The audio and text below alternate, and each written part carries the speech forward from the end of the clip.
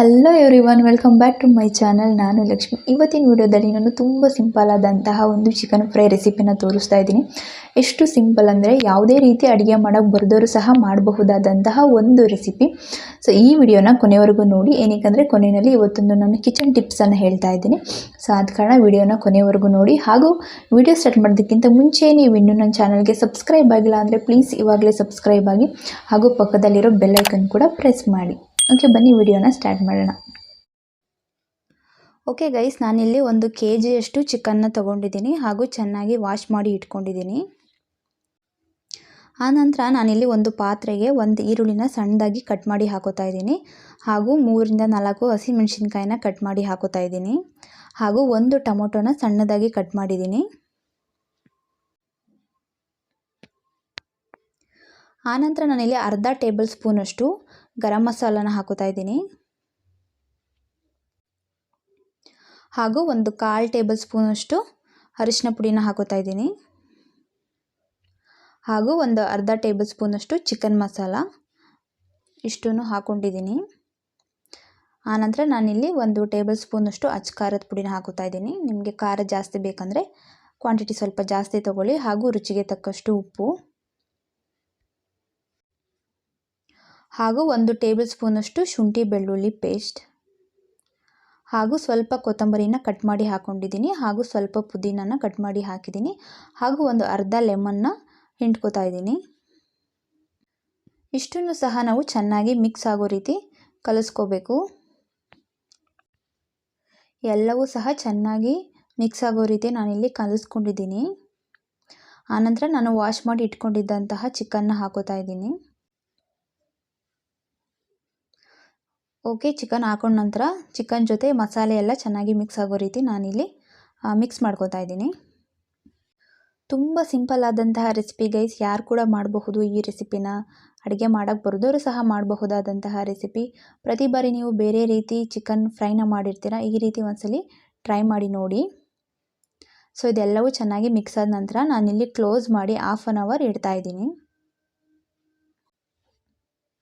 Okay, 1/2 hour ಆಗಿದೆ. So ಈ ರೀತಿ 1/2 hour ಆದ ನಂತರ ನಾನಿಲ್ಲಿ ಡೈರೆಕ್ಟಾಗಿ ಅದೇ ಪಾತ್ರೆನ ಒಲೆ ಮೇಲೆ ಇಟ್ಟಿದ್ದೀನಿ.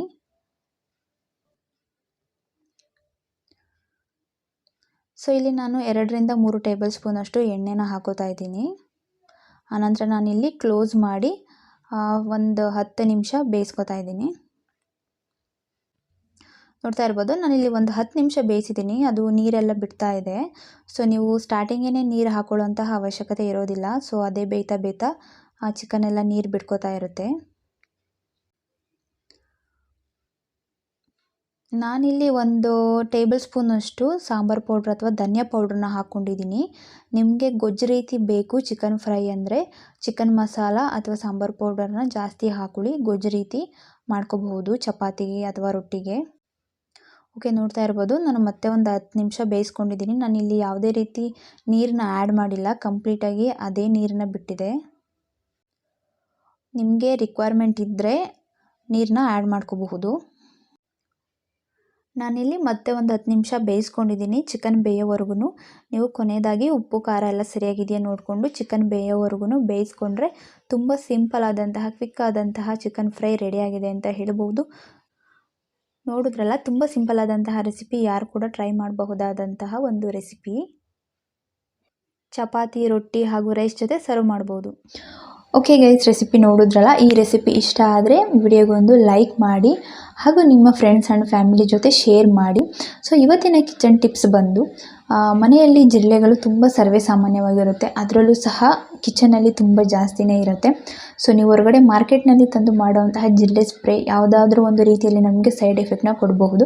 ಸೊ ಅದ್ರ ಬದಲು ಮನೆಯಲ್ಲಿ ತುಂಬ ಸಿಂಪಲ್ಲಾಗಿ ಜಿರಳೆ ಸ್ಪ್ರೇನ ಮಾಡಬಹುದು. ಹೇಗಂದರೆ, ಒಂದು ಬೌಲ್ಗೆ ಅರ್ಧ ಕಪ್ಪಷ್ಟು ನೀರನ್ನು ಹಾಕೊಳ್ಳಿ. ಹಾಗೂ ಅದಕ್ಕೆ 1 ಟೇಬಲ್ ಸ್ಪೂನಷ್ಟು ವಿನೆಗರ್ನ ಹಾಕಿ, 2 ಟೇಬಲ್ ಸ್ಪೂನಷ್ಟು ಶಾಂಪೂ, ನೀವು ಯಾವ ಶಾಂಪು ಯೂಸ್ ಮಾಡ್ತೀರೋ ಸೊ ಅದೇ ಶಾಂಪೂನ ಹಾಕಿ ಚೆನ್ನಾಗಿ ಮಿಕ್ಸ್ ಮಾಡಿ ಒಂದು ಖಾಲಿ ಸ್ಪ್ರೇ ಬಾಟಲ್ಗೆ ಹಾಕಿ, ನಿಮಗೆ ಎಲ್ಲೆಲ್ಲಿ ಜಿರಳೆ ಓಡಾಡ್ತಿದೆ ಅಂತ ಅನಿಸುತ್ತೋ ಸೊ ಅಲ್ಲೆಲ್ಲವೂ ಸಹ ನೈಟು ನೀವು ಮಲಗೋ ಮುಂಚೆ ಎಲ್ಲ ಕಡೆ ಸ್ಪ್ರೇ ಮಾಡಿದ್ರೆ ಸೊ ನಿಮಗೆ ಮತ್ತೆ ಜಿರಳೆಗಳ ಕಾಟ ಖಂಡಿತ ತಪ್ಪುತ್ತೆ. ಸೊ ಇದು ಇವತ್ತಿನ ಕಿಚನ್ ಟಿಪ್ಸ್ ಆಗಿರುತ್ತೆ. ಇಷ್ಟ ಆದರೆ ಲೈಕ್ ಮಾಡಿ ಹಾಗೂ ನಿಮ್ಮ ಫ್ರೆಂಡ್ಸ್ ಆ್ಯಂಡ್ ಫ್ಯಾಮಿಲಿ ಜೊತೆ ಶೇರ್ ಮಾಡಿ. ಇನ್ನೂ ಹೊಸ ಹೊಸ ರೆಸಿಪಿಗಾಗಿ ನನ್ನ ಚಾನಲ್ನ ಸಬ್ಸ್ಕ್ರೈಬ್ ಆಗೋದನ್ನು ಮರಿಬೇಡಿ.